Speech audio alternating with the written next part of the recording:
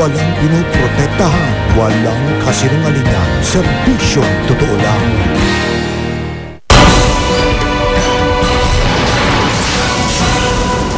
Sa aming mga ulat ngayong gabi, ang kalunos-lunos na kalagayan ng ilang pampublikong ospital. Sa kabila ng matinding kakulangan sa ilang ospital, may mga nakatenggang gamit na milyong-milyong piso ang halaga. At sa report ni Jiggy Manikad na kasalukuyang on assignment, ang mga panganib dulot ng mga motorsiklo de peligro. Tutukan ng mas malawak na paglalantad ang mga issue at kontrobersya dito sa Reporter's Notebook.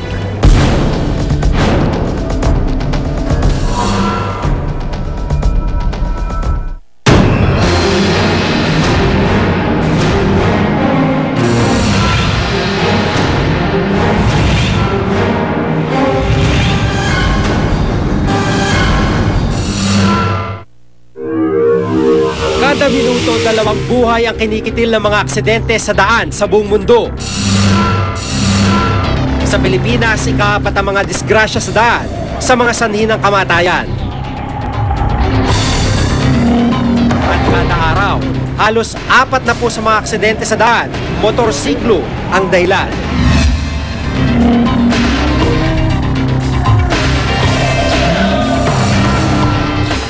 Minsan nang humarurot ang motor ni Jose Villanueva sa daan.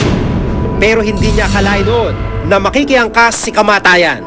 Ayun, nung bumabiyahe kami sa C5, madaling araw nga bandang alas 4, hindi ko in-expected na abutin ako ng truck.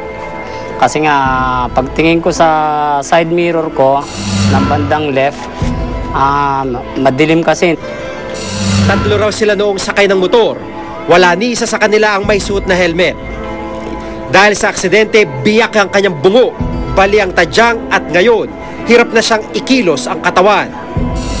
Ang kinakasamang si Evelyn at 2 taong gulang na anak nitong si Alona May, agad binawian ng buhay. Nakaligtas man, habang buhay daw niyang dadali sa kalooban ang mabigat na pangyayari. Sa nakalipas sa 5 taon, halos dumoble ang bilang ng mga naaksidenteng motorsiklo sa Metro Manila. 2 sa 10 na aksidenteng may kinalaman sa motor, hindi na umaabot sa ospital ng buhay. Mula sa video ng CCTV ng Metro Manila Development Authority o MMDA, makikita ang kalsadang dahilan ng aksidente ng mga motorsiklo. Ang hindi pagsunod sa traffic light. Yung traffic light is naka-red na dapat hihinto siya, hindi siya mag-go. Kaso tinuloyan pa rin niya. So ayan. Pag-counterflow o pagsalubong sa kabilang lane. Palabas siya. Hindi niya napapansin. Aside dun sa 2 unang tumawid sa pedestrian lane, isa pang parating na babae. So hindi niya nakita yung babae ang nabangga niya. At paglipat-lipat ng lane. Galing siya ng 3rd lane. Gusto rin niyang mag-U-turn. Hindi naman nag-take caution. Hindi man nang sumilip or tumingin kung tama ba yung gagawin niyang pagpapalit ng linya ng lane sa traffic. So, ayun. Dahil siya nabangga po siya ng taxi. Tinungo ko ang Commonwealth Avenue na ayon sa MMDA, may pinakamataas na bilang ng mga naaksidenteng motorsiklo. Bawat araw, halos 2 aksidente sa motor ang nangyayari dito. Karaniwan ang pinagmumula ng aksidente yung itong Commonwealth Avenue dahil yung mga motorista na engganyo magpatakbo na mabilis dahil nga naman sa lapad ng kalsada.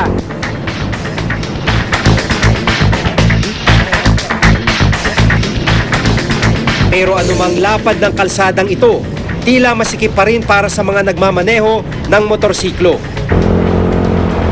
Ang problema sa mga nagmumotor, wala talaga silang mga lanes na para sa kanila. So, anong nangyayari, kahit nandun ka sa safely, pag minsan nagigit-git ka pa. Kaya naman pagsingit sa kalsada nagiging tugon ng mga motorsiklo. Pag kumanan ka, tatamaan mo itong mga bus tulad nito, makikita nyo kung gaano kahirap. Ayon kay Dr. Regine Regidor ng UP National Center for Transportation Studies o NCTS, may kaugnayan ng kawalan ng sariling lane para sa mga motorsiklo sa mga aksidente sa daan. Standard na may sariling lane yung motorcycle at yung mga bisikleta. Sila yung nagsishare kasi parehong tigda dalawang gulong. Hindi sila kasing vulnerable ng katulad sa sitwasyon natin dito na ang mas marami pa rin sa daan ay yung mga mas malalaking sasakyan. Bagamat yung dami ng motorsiklo patuloy na tumataas, no? Setyembre ngayong taon nang ihain sa Senado o Motorcycle Lane Act of 2010. Naglalayong malagyan ng isang hiwalay na lane sa gilid ng mga pangunahing kalsada na para lamang sa mga motorsiklo at bisikleta. Pero hindi pa dinidinig at nananatiling nakabinbin ang panukalang ito. Sa ngayon naman, meron namang batas na nakatuon sa mga motorsiklo. Sa ilalim ng Republic Act 10054 o Motorcycle Helmet Act, itinatakdang bawat nakasakay sa motorsiklo ay kinakailangan magsuot ng helmet bilang proteksyon.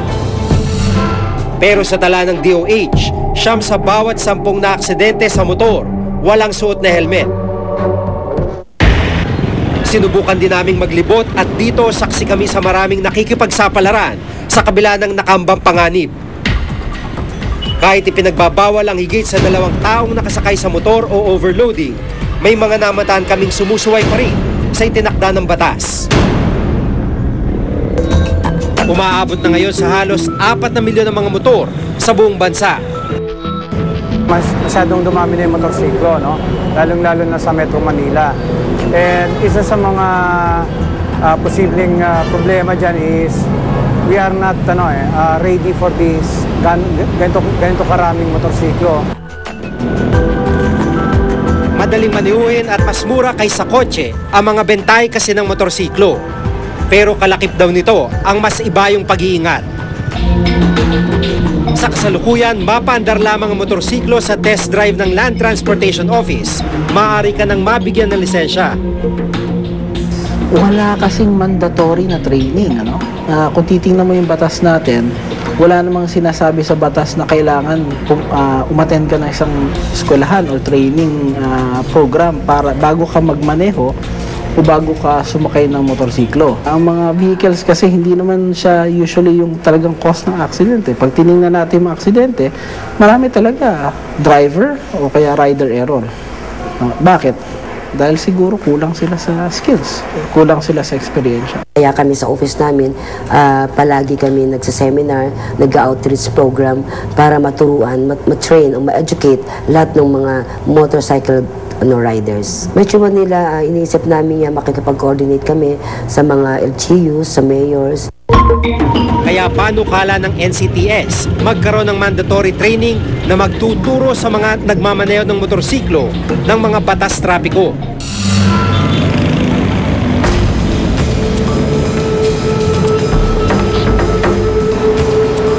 Motorsiklo man o anumang uri na sasakyan, disgrasya ay may iwasan.